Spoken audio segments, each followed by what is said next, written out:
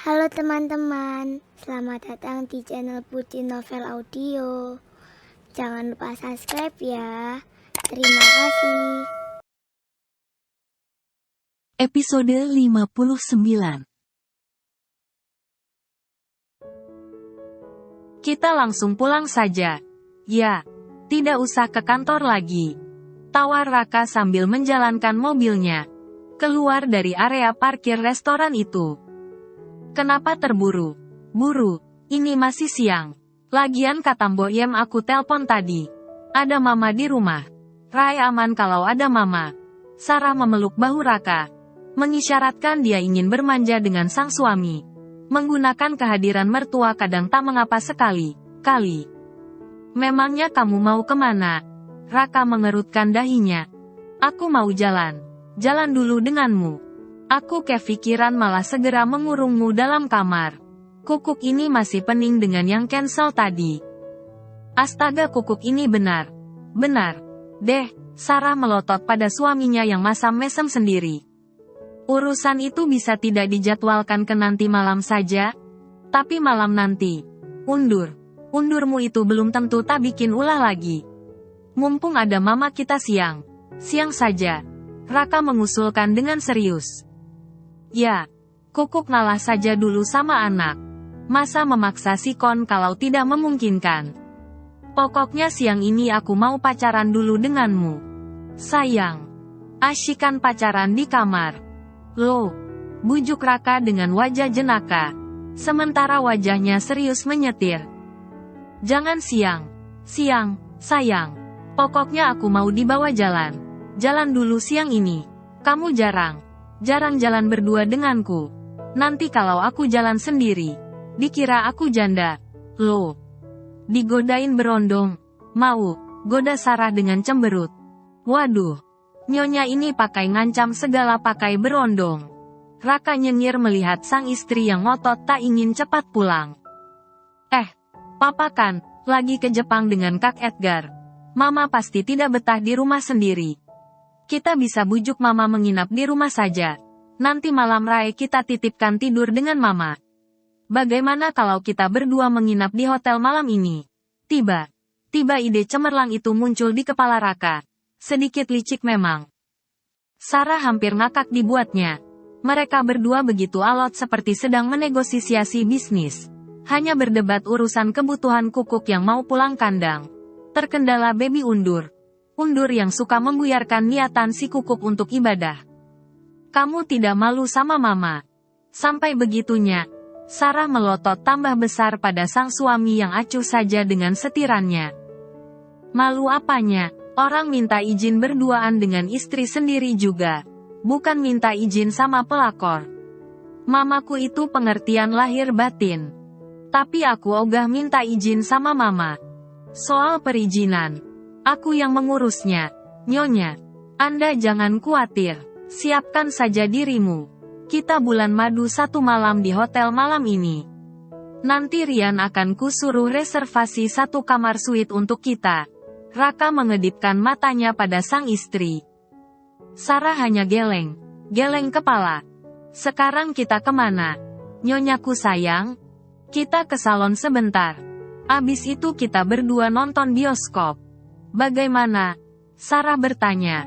Dengan wajah bukan meminta persetujuan, lebih tepatnya meminta permohonannya tidak ditolak. Hari ini aku sopir pribadimu. Sayang. Hari ini aku milikmu. Raka tersenyum pada istrinya itu. Jarang sekali Sarah bertingkah manja padanya. Tidak mengapa dia melakukannya sekali kali demi senyum bahagia sang istri yang tak perlu dibelinya dengan segepok uang. Setidaknya dia bisa keluar berdua dengan Sarah. Sejak mereka punya anak dan Raka sedikit sibuk dengan dunia kerjanya, hampir tak pernah mereka meluangkan waktu untuk keluar berdua. Bram berdiri di depan pintu rumahnya, memandang pada rumahnya yang nampak sepi itu. Seperti biasa rumah mereka itu memang seperti itu. Suram, sesuram orang yang tinggal di dalamnya. Hari masih sore ketika dia tiba. Mobilnya diparkirnya hampir di depan pintu rumahnya.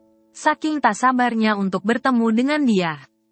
Dia sangat ingin menumpahkan rasa kekesalannya yang dipendamnya dari kemarin siang. Dia berencana melabrak dia setelah mendengar istrinya itu bekerja di perusahaan milik keluarga Sally.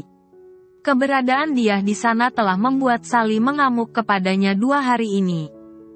Istri sialanmu itu. Bagaimana mungkin kamu tak bisa mengatasinya? Bahkan dia telah mempermalukan aku di kantorku sendiri. Sally seperti kesetanan berteriak kepada Bram. Mengabarkan bagaimana dia telah membuatnya marah hari itu. Begitu dia tiba dari kantor. Pada saat pagi berangkat dengan semangat untuk memberi pelajaran kepada Sarah tetapi pulang malah dalam keadaan dimabuk amarah. Bram yang sedang sibuk menyesap rokok sambil minum wine seperti biasa siap berpesta dengan Sally. Biasanya, jika dia datang selalu meminta pelayanan ekstra. Kekasihnya ini sekarang semakin cerewet sejak menjadi miliarder mendadak. Sikapnya semakin menjadi. Dulu, Sally begitu manis dan manja tetapi sekarang semakin liar dan kasar. Bram telah berusaha memahami. Mungkin pengaruh dari perceraian orang tuanya adalah salah satu penyebabnya. Dia tahu Sally tak bisa hidup tanpa dirinya. Begitu papa dan mamanya bercerai 3 bulan yang lalu. Yang dicari oleh Sally adalah dirinya. Bram hanya tahu dia begitu tergila. Gila pada Sally bahkan sejak dia dan Sally masih sekolah dulu.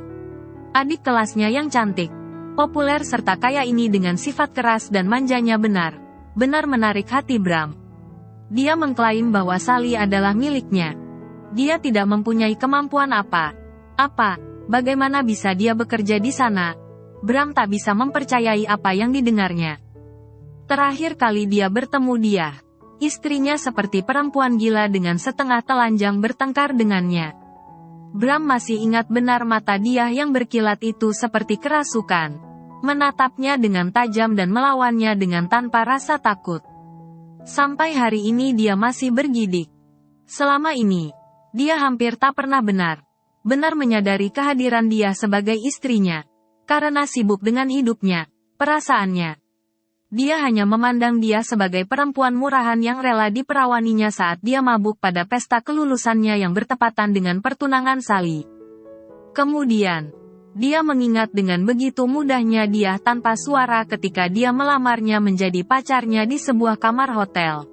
Padahal itu hanyalah bualannya demi mendapatkan tubuh perempuan polos itu. Dia yang gila padanya, adalah alat satunya untuk melampiaskan rasa sakit hati Bram. Atas kepergian Sally kuliah ke luar negeri setelah dia ditunangkan dengan Raka. Dengan menggagahi dia membayangkan bercinta dengan Sally, kekasih masa SMA yang sangat disukainya itu. Pertunangan 2 pewaris Rudyat, Wijaya Group itu telah menghancurkan hatinya. Bram sendiri adalah Casanova dan playboy bahkan sejak dia SMA. Dengan tubuh atletis, wajah tampan Indo yang diturunkan dari kakeknya. Bergonta-ganti pacar adalah hal yang sangat mudah baginya. Dia berpacaran dengan Sally, gadis yang paling populer di sekolahnya. Meskipun tetap sambil menjalin hubungan sana-sini dengan gadis lain. Tapi yang benar bertahan menjadi kekasihnya adalah Sally. Kenapa? Karena Sally juga mempunyai sifat yang sama dengannya. Jiwa mereka adalah petualang. Merasa puas saat bisa meninggalkan mangsanya dalam keadaan terluka. Mereka seperti sepasang serigala yang mengerti keinginan masing-masing. Seorang Casanova pun akan kalah oleh pesona cinta pada akhirnya. Bram akhirnya mengakui bahwa dia jatuh cinta dalam rasa penasaran atas penaklukannya pada Sally. Sayangnya, kasta dan kepentingan keluarga Rudyat dan Wijaya membuat dia tak bisa memiliki Sally. Restu dijatuhkan oleh 2 keluarga konglomerat itu untuk mengikat kekayaan mereka dalam perjodohan anaknya. Bram terkapar patah hati. Dan dia tak punya pilihan lagi ketika dia datang kepadanya dengan pengakuan dia telah hamil anaknya. Dia ingin menolak menikahi dia. Bahkan dengan sadar telah merecoki perempuan yang menjadi alas tidurnya itu dengan berbagai obat penggugur kandungan karena merasa menjalin hubungan tanpa cinta hanya sekedar menuntaskan nafsu dan lukanya.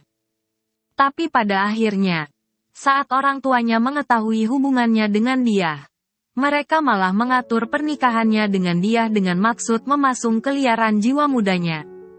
Dengan menikah dan bertanggung jawab, kamu akan dewasa dan melupakan obsesimu pada perempuan yang bukan ditakdirkan padamu. Ibunya mengatakan itu di hari pernikahannya. Bram benar membenci pernikahannya dengan dia, perempuan muda yang menurutnya begitu dungu. Dia sama sekali bukan type-nya. Dia semula hanya memanfaatkan dia tapi dia akhirnya terjebak dalam perbuatannya sendiri. Bram tak pernah benar memperhatikan dia. Bahkan sejak dia meniduri dia pertama kali sampai saat terakhirnya, Bram melakukan hubungan suami istri dengan dia tak pernah menghidupkan cahaya. Yah, dia selalu bercinta dalam gelap. Dengan demikian dia bebas berimajinasi bercinta dengan perempuan lain yang penting bukan dengan dia, istrinya. Kebencian yang aneh itu terpupuk sedemikian rupa. Meskipun dia tahu dia sama sekali tak pernah mengatakan apapun padanya. Bahkan saat dia terang-terangan berselingkuh dengan Sally. Bukan sekali atau dua kali dia berusaha menyakiti hati dia tetapi berkali-kali. Tidak hanya dengan Sally tapi dia pernah bercinta dengan pegawai ayahnya dan perempuan itu secara sengaja mengirimkan foto mereka berdua kepada dia.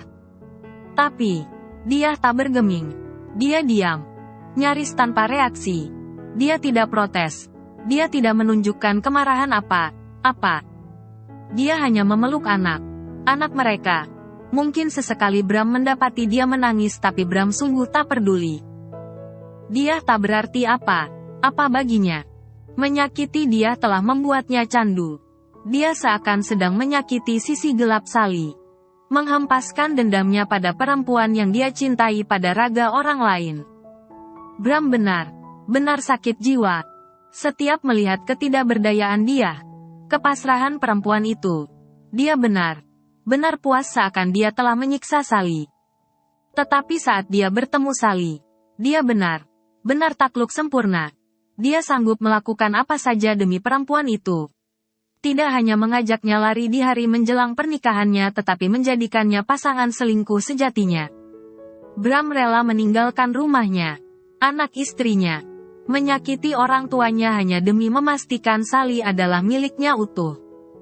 Jika ini cinta, maka Bram telah mencintai Sally dengan sisi tergelapnya, yang bahkan tak bisa dia bedakan antara benar cinta ataukah nafsu semata.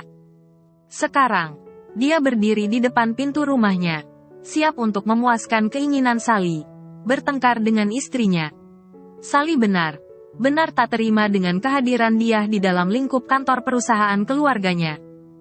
Dia harus segera bertemu dia, memastikan perempuan itu berhenti bekerja di perusahaan milik keluarga Sally dan tidak lagi bekerja dengan Sarah, kakak angkat sekaligus kakak sepupu Sally yang dibenci oleh kekasihnya itu sampai ke tulangnya. Kakak yang telah menggantikan dirinya di hari pengantin mereka. Ketika Bram menculik Sally, kakak yang dianggap Sally sebagai pencuri kebahagiaannya. Kakak yang membuat hidupnya tak pernah tenang bahkan menurut Sally adalah provokator utama di balik perceraian kedua orang tuannya. Bram tahu, Sally begitu gigih ingin memiliki Raka saat ini. Tapi dia sungguh tak berdaya. Cintanya yang besar pada Sally rela membuatnya berjuang memuaskan keinginan Sally bahkan jika harus merebut kembali Raka untuk Sally. Menjadi kekasih gelap Sally seumur hidup dia rela asalkan perempuan itu tetap menjadi bahagian hidupnya. Cinta memang kadang membuat seseorang tidak waras saat bercokol dalam jiwa yang labil. Bram adalah salah satu pemilik jiwa yang labil itu. Istri sialanmu itu. Bagaimana mungkin kamu tak bisa mengatasinya? Bahkan dia telah mempermalukan aku di kantorku sendiri. Teriakan Sally itu masih terasa bergema di telinganya.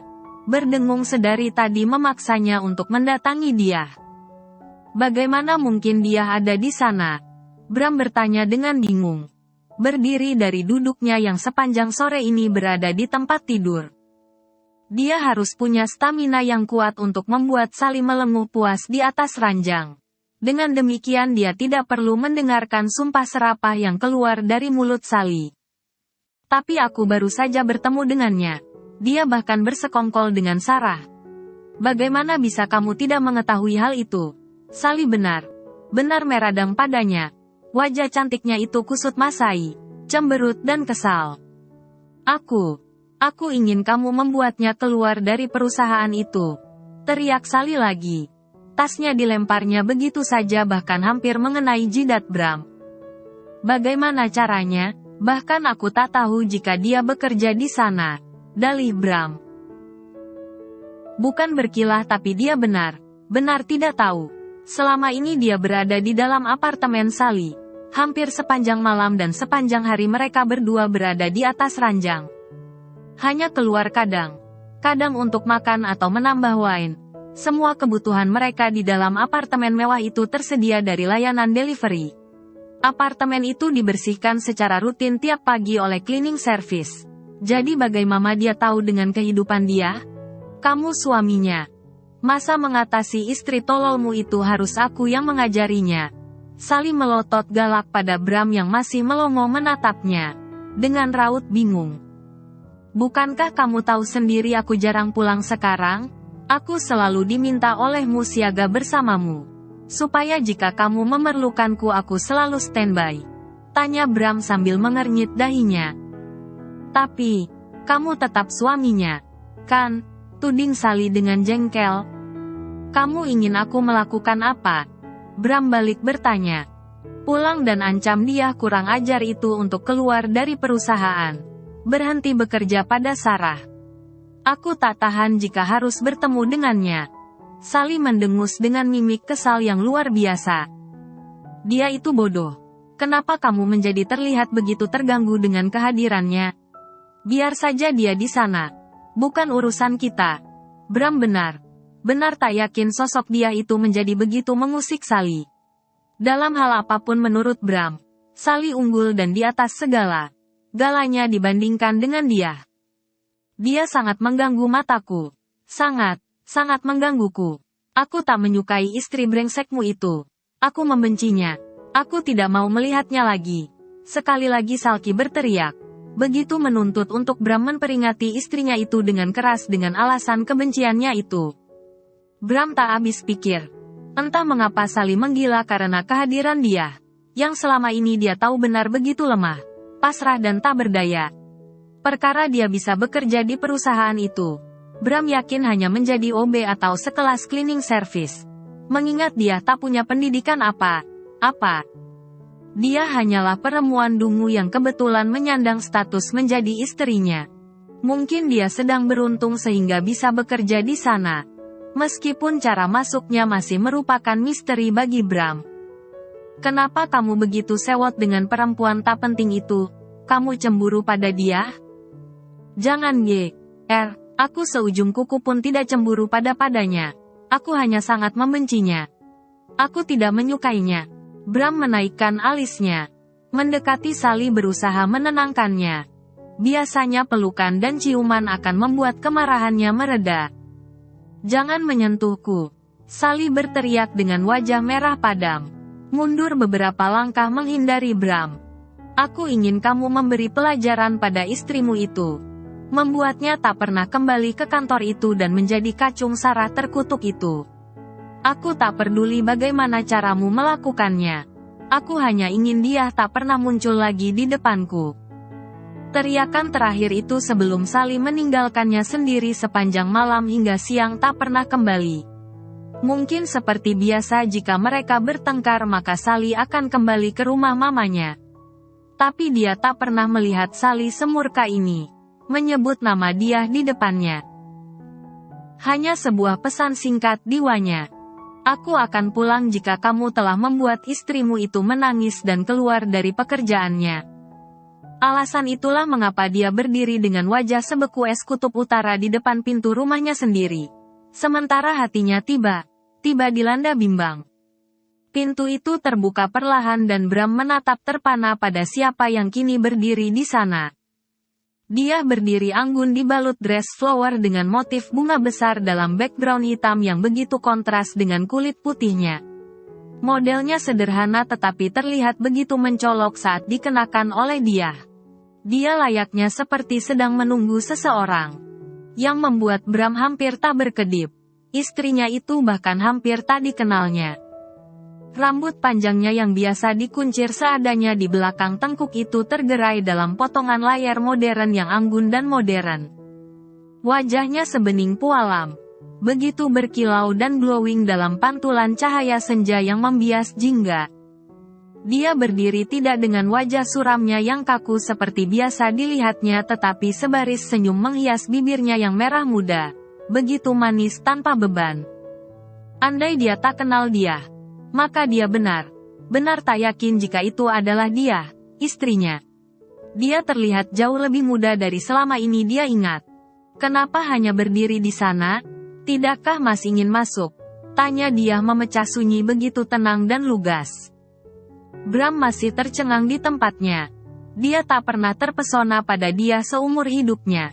Tapi hari ini dia bersumpah jika dadanya bergemuruh dengan kencang saat menatap sang istri. Dengan ragu Bram melangkah. Matanya tak lepas memandang pada dia. Perempuan yang dijadikannya tumbal atas dendam cintanya itu. Sungguh benar cantik dan berharisma. Hati kecilnya sibuk berbisik. Seolah menanyakan dirinya. Kemana saja dirinya selama ini sampai tak pernah melihat jika istrinya itu begitu sempurna. Aku tahu akhirnya Mas akan datang mencariku. Aku sudah menunggumu, Mas, dari tadi. Dia tersenyum lebih lebar. Senyum itu benar membuat Bram tak bisa mengucapkan dengan kata. Bagaimana tidak dia sungguh terkesima melihatnya. Tahun telah lewat dia menutup mata dengan kecantikan istrinya, tetapi hari ini dia bahkan tak bisa menolak rasa kagumnya pada perubahan yang terjadi pada diri dia. Selama ini, perempuan ini disibukkan mengurus dua anaknya. Merawat anak sulungnya yang sakit hampir separuh usia pernikahan mereka meski kemudian akhirnya meninggal. Dan seumur pernikahan mereka dia menelan setiap kesakitan yang ditorehkannya entah disengaja ataupun tidak. Dengan mentah tanpa pernah protes apapun. Dengan kesengsaraan seperti itu, jangankan merawat tanaman di pekarangan, merawat dirinya pun dia tak punya waktu dan tenaga. Dan hari ini, Bram mendapat surprise. Istrinya itu tampil seperti seorang aktris. Hanya dalam kurang sebulan ditinggalkannya setelah pertengkaran pertama dan terdahsyat antara mereka tempo hari itu. Seingat Bram, ketika dia berjarak 1 meter dari dia, istrinya mundur 2 langkah memberi jalan untuknya masuk. Seolah tak ingin tubuh Bram menyentuhnya. Kesan itu benar terasa jelas. Bella mana? Tanya Bram berusaha mencairkan ketegangan dan dirinya yang tiba-tiba merasa gugup. Rasanya dia sedang bersama dengan orang asing di dalam rumahnya sendiri. Sudah kuantar ke rumah neneknya dari pagi tadi. Sementara aku berbenah hari ini. Jawab dia sambil mengikuti langkah Bram. Mas ingin makan? Aku telah memasak banyak hari ini. Bram sekarang menoleh dengan heran yang tak tertahankan. Sikap dia yang tenang dan santai itu benar memukaunya. Sungguh jauh berbeda dengan sikap dia selama ini yang selalu menunduk di depannya dengan wajah takut setiap dia mengangkat muka padanya. Ada apa denganmu? Bram berusaha menunjukkan dominansi dengan suara dibuat meninggi. Tapi yang terdengar keluar adalah nada tanya seperti orang tersedak. Apakah ada yang salah? Dia mengangkat dagunya. Bukan kesan pongah yang ditunjukkannya tetapi sikap anggun seperti burung merak. Dia malah terlihat semakin seksi dan mempesona. Bram menelan ludahnya sendiri. Sementara dia dengan acuh berjalan mendahuluinya menuju meja makan. Duduk di salah satu kursinya seperti manekin cantik. Tegak dengan leher jenjang yang menjulang. Duduklah. Kita akan makan berdua malam ini. Seperti dinner para pasangan muda. Mas mungkin sudah sering melakukannya dengan selingkuhan Mas itu Maksudku kekasih sejati Mas itu atau mungkin dengan ratusan perempuan lainnya tapi denganku. Meski sudah 7 tahun pernikahan kita. Tak pernah sekalipun aku pernah merasakan yang namanya dinner dengan pria setampan Mas. Yang juga kebetulan adalah suamiku. Dia tertawa kecil seolah sedang menertawakan dirinya sendiri. Aku sungguh sangat penasaran rasanya. Walau mungkin memang sekarang masih terlalu sore untuk melakukannya. Tapi setidaknya, Suasananya cukup terasa jika kuhidupkan lilin ini. Dia mengambil sebuah pemantik api dan menyalakan sebuah lilin besar di tengah meja dan menyeringai dengan senang ketika lilin itu berpijar. Bram masih berdiri di tempatnya, menatap kepada dia yang tak terpengaruh sedikit pun dengan pias Bram yang tegang sendiri. Dia, Bram memanggil nama itu dengan suara parau. Kali pertama dia mendadak gemetar memanggil nama istrinya itu. Ya, Mas, dia menyahut. Mengapa sedari tadi Mas menatapku seperti melihat setan? Apakah aku sejelek itu? Dia menaikkan alisnya yang hitam rapih. Mas sungguh tak berminat untuk duduk bersamaku. Dia mendongakkan wajahnya, seolah sedang menunggu Bram duduk di sana menghadap meja makan yang sama di mana aneka menu telah tersedia di depan mereka. Dia memang adalah istri yang pintar dalam urusan memanjakan kampung tengah. Semua masakan dia selalu membuat setiap orang tak bisa untuk tidak berdecak. Sebagai anak sulung dari keluarga sederhana, dia sudah terlatih untuk memasak untuk keluarganya. Dia tersenyum kecil melihat Bram perlahan menarik kursi di seberangnya. Wajah itu penuh tanya bertabur keraguan. Dia begitu hati bahkan nyaris seperti kucing yang sedang waspada.